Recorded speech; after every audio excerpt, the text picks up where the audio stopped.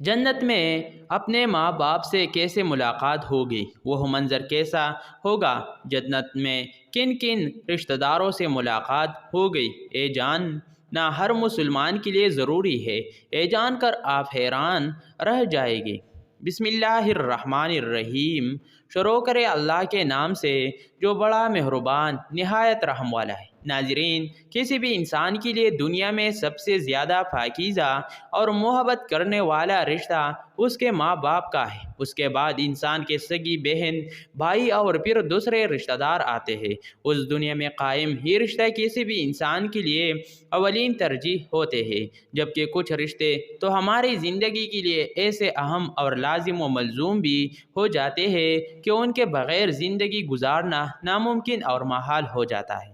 محترم ناظرین، جنت ایک ایسے شاندار اور بے مثال جگہ ہے جو اللہ جل شانہ نے ایمان والوں کے لیے بنائی ہے، اور اس میں ایسی نعمتیں رکھی ہے جو نہ کسی آنکھ نے دیکھی، نہ کسی کان نے سنی، اور نہ ہی کسی دل میں ان کا خیال آیا۔ جنت کے بارے میں جو کچھ بیان کیا جاتا ہے وہ صرف سمجھانے کے لیے ہوتا ہے، ورنہ دنیا کے اعلیٰ ترین چیز کا بھی جنت کے کیسی نعمت سے کوئی مقابلہ نہیں۔ لیکن اب سوال یہ ہے کہ کیا انسان کے نہ ختم ہونے والی زندگی میں بھی ہمارے اہم اور پاکیزہ رشتے کا کیا ہمارے ساتھ ہو گئے؟ یعنی جنت میں سوال اکثر ہمارے ذہنوں میں آتا ہے کہ اس دنیا میں ہمارا سب سے عظیم رشتہ یعنی ہمارے ماں کا جنت میں بھی ہمارے ساتھ ہو گئی، یا حدیث کی روشنی میں اس سوال کا جواب تلاش کرتے ہیں۔ احادیث میں ہے کہ جب کوئی رول العلم میں پہنچتی ہے تو وہاں پر موجود روحیں اس سے ملنے آتے ہیں اور دنیا میں اپنے رشتہ داروں کے بارے میں معلوم کرتے ہیں، اور اس طرح سے جب کوئی انسان مرنے کے بعد علین میں پہنچتا ہے اس کے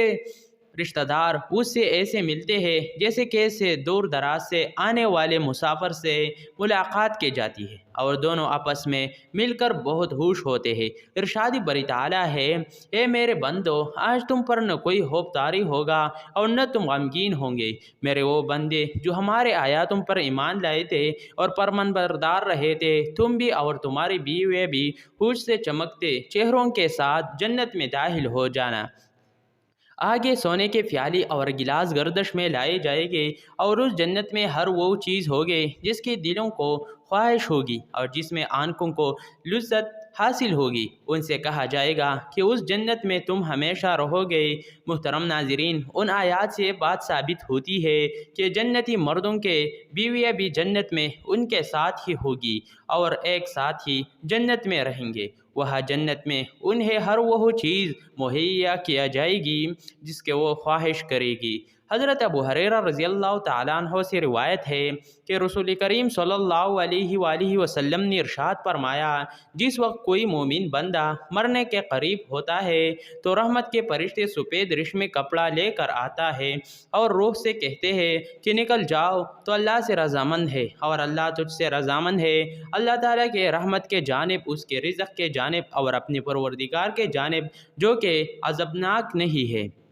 پھر وہ روح اس طرح معطر حالات میں نکل جاتے ہیں جس طرح سے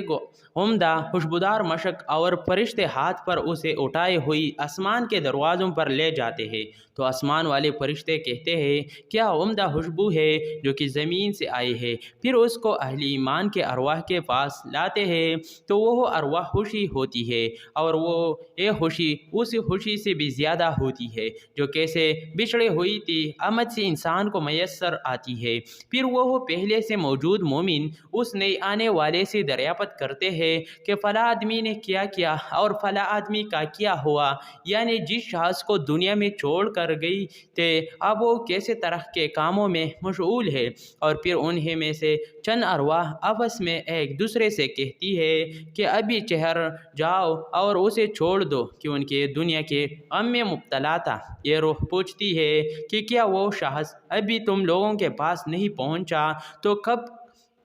کا مر چکا تھا، اور اس پر وہ روحے کہتے ہیں کہ پھر وہ تو جہنم میں گیا ہوگا۔ محترم ناظرین، پیارے نبی حضرت مصطفیٰ صلی اللہ علیہ وآلہ وسلم نے فرمایا کہ تمہارے اعمال تمہارے ان رشتہ داروں اور خاندان والوں کے سامنے جو آخرت یعنی عالم برزخ میں ہے پیش کیے جاتے ہیں۔ اگر نیک عمل ہو تو وہ خوش ہوتے ہیں اور کہتے ہیں کہ اللہ آپ کا فضل اور رحمت ہے، بس اپنے یہ نعمت اس پر پورے کیجیے اور اس پر اس کو موت دیجیے۔ اس پر ان پر گناہگار شخص کا عمل بھی پیش ہوتا ہے تو کہتے ہیں یا اللہ اس کی دل میں نیکی ڈال دے جو تیرے رضا اور قرب کا سبب ہو جائے۔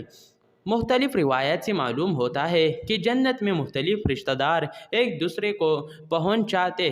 ہوں گے اور ایک دوسرے سے ملتے جلتے رہیں گے، اور ان میں سے بعضے کو ایک ساتھ رکھا جائے گا۔ سورۃ طور کے آیات نمبر 21 میں اللہ سبحانہ و تعالیٰ کا فرمان ہے، اور جو لوگ ایمان لائے اور ان کے اولاد میں بھی ایمان میں ان کے پیروی کی تو ان کے اولاد کو ہم انہی کے ساتھ شامل کر دیں گے اور ان کے عمل میں سے کسی چیز کے کمی نہیں کرے گی۔ حضرت ابن عباس رضی اللہ تعالیٰ عنہ سے مروی ہے، بے شک اللہ تعالیٰ مومن کے آنکھوں کو ٹھنڈا کرنے کے لیے اس کے اولاد کو ان کے اصل مقام بلند کر کے اس کے پاس اس کے درجے میں پہنچا دیں گے، اگرچہ یہ اولاد اپنے اعمال کے اعتبار سے اس درجے تک نہ پہنچتی ہو۔ پھر آپ صلی اللہ علیہ وآلہ وسلم نے یہ آیات تلاوت فرمائی، اور جو لوگ ایمان لائی ہے اور ان کے اولاد نے بھی ایمان میں ان کی پیروی کی، اس سے معلوم ہوتا ہے کہ انسانوں کے اولاد کو اس کے خواہش کے مطابق ان کے ساتھ ہی رکھا جائے گا۔ جو لوگ جنت میں جائیں گے تو یقیناً یہ وہ لوگ ہوں گے جنہوں نے اس دنیا میں نیک اعمال کیے ہوں گے، جبکہ ایسے لوگ بھی ہوں گے جنہوں نے گناہ کی ہوں گے لیکن اپنے گناہوں پر شرمندہ ہو کر اس دنیا میں ہی اللہ سے معافی مانگ لی ہو اور سب کے دل سے توبہ استغفار کر لیا ہو، تو اللہ تعالیٰ ان کو معاف فرما کر جنت میں داخل کرے گا، جہاں اللہ جل شانہ ان کے ہر خواہش پوری فرما دے گا۔ اور یقیناً اس کے خواہش میں سے ایک خواہش یہ بھی ہوگی کہ دنیا میں اس سے بھی جو گناہ سرزد ہو چکی ہو یا کوئی گناہ والے اعمال اس نے کی ہو تو اس سے وہ تمام اعمال بلا دے جائے گی، کیونکہ جنت میں امن اور سکون کی جگہ ہوگی جہاں منفی خیالات اور غم و غصے کی کوئی گنجائش نہ ہوگی، اور ایک مومن اور جنتی کے لیے ہر طرف خوشحالی ہی خوشحالی ہوگی، جیسا کہ سورہ بقرہ کے آیات نمبر 25 میں ارشاد باری تعالیٰ ہے، اور جو لوگ ایمان لائے اور نیک عمل کرتے رہے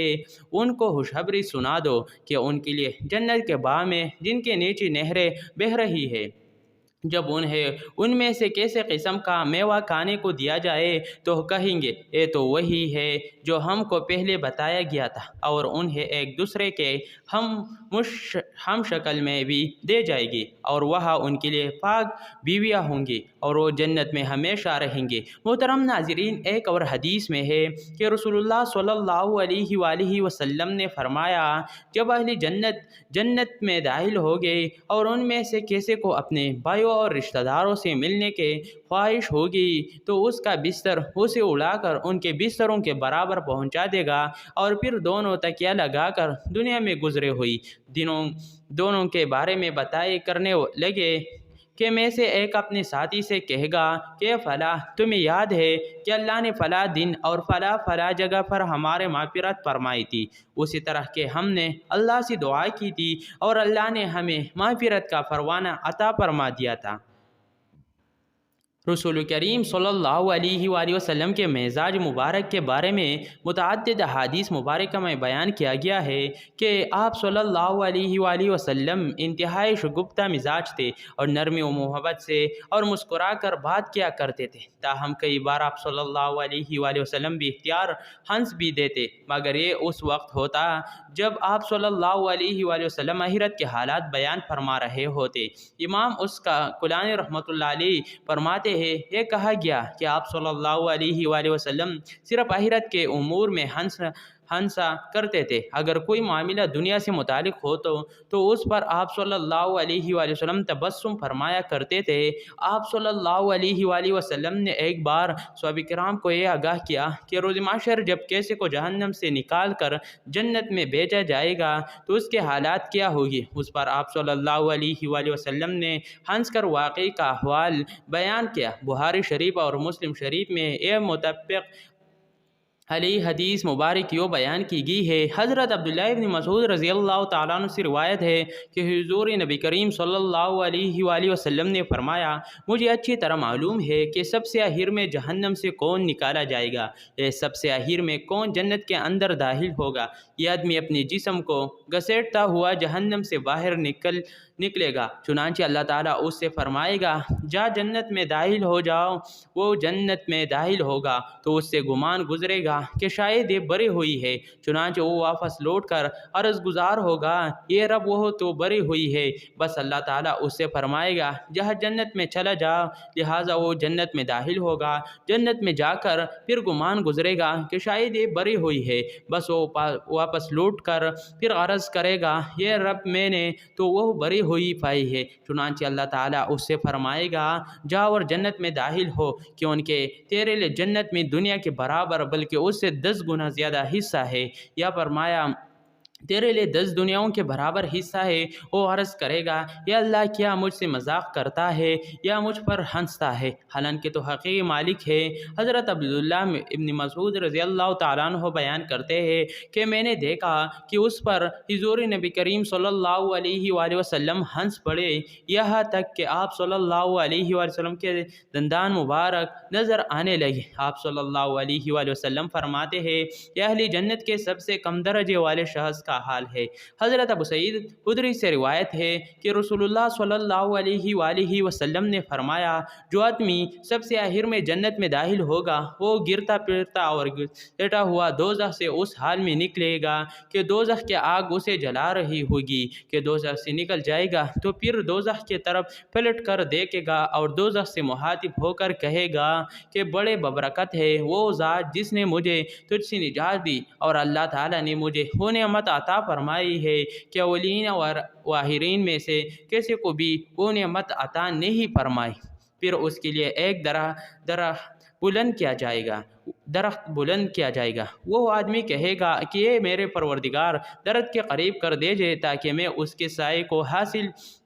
کر سکو اور اس کے پھلوں سے پانی پیو۔ اللہ تعالیٰ فرمائے گے اے ابن آدم اگر میں تجھے یہ دے دوں تو پھر اس کے علاوہ اور کچھ تو نہیں مانگے گا۔ ورث کرے گا کہ وہ نہیں، میں اے پروردگار، اللہ تعالیٰ اس سے اس کے علاوہ اور نہ مانگے گا۔ معاہدہ فرمائے گے اور اللہ تعالیٰ اس کا عذر قبول فرمائے گے، کیونکہ وہ جنت کے ایسے نعمتیں دیکھ چکا ہوگا کہ جس پر اسے صبر نہ ہوگا۔ اللہ تعالیٰ اسے اس درخت کے قریب کر دے، وہ اس کے سال میں حرام کرے گا اور اس کے پھلوں کے پانی سے پیاس بجھائے گا۔ پھر اس کے لیے ایک اور درخت ظاہر کیا جائے گا جو پہلے درخت سے کہیں زیادہ خوبصورت ہوگا۔ وہ آدمی عرض کرے گا اے میرے پروردگار مجھے اس درخت کے قریب فرما دیجئے تاکہ میں اس کا سایہ حاصل کر سکوں اور اس کا پانی پیو، اور اس کے بعد میں اور کوئی سوال نہیں کروں گا۔ اللہ فرمائے گا اے ابن آدم کیا تو نے مجھ سے وعدہ نہیں کیا تھا کہ تو مجھ سے اور کوئی سوال نہیں کرے گا، اور اب اگر تجھے اس درخت کے قریب پہنچا دیا تو پھر تو اور سوال کرے گا۔ اللہ تعالیٰ پھر اس سے